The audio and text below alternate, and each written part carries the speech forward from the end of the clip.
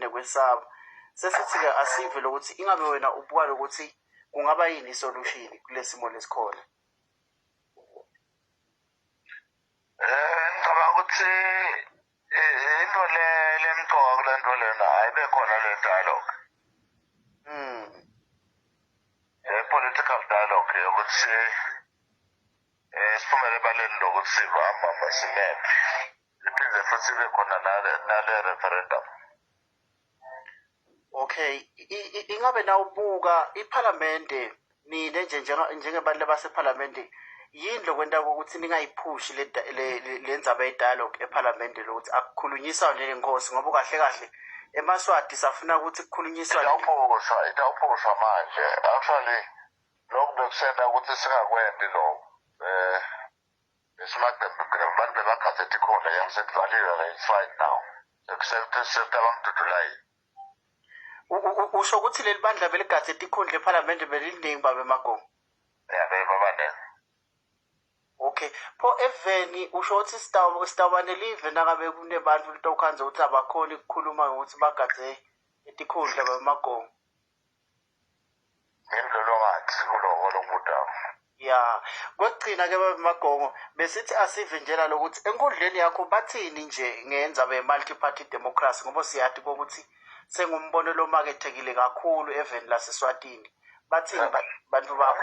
Bamhiba actually a week ago wabafika about 5 were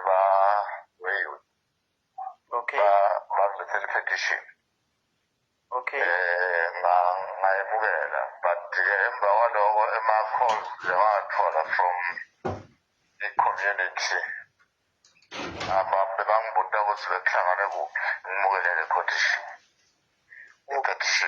Okay, le petition isho ukuthi beyithini ticelo tayo No, bekufana nje tonke lecelo njengoba lama-petitions bekakhona ukuthi ufuna kuphendula kulo musha. Okay.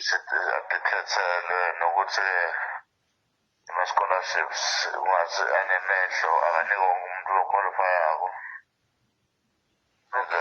Bakhuluma nakanzaba yokuthi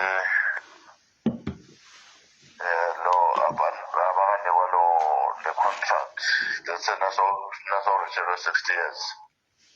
Okay. Unganikwa le contract kumele uhambe ekhaya nalo 60 years basemkhulu at least up to 55.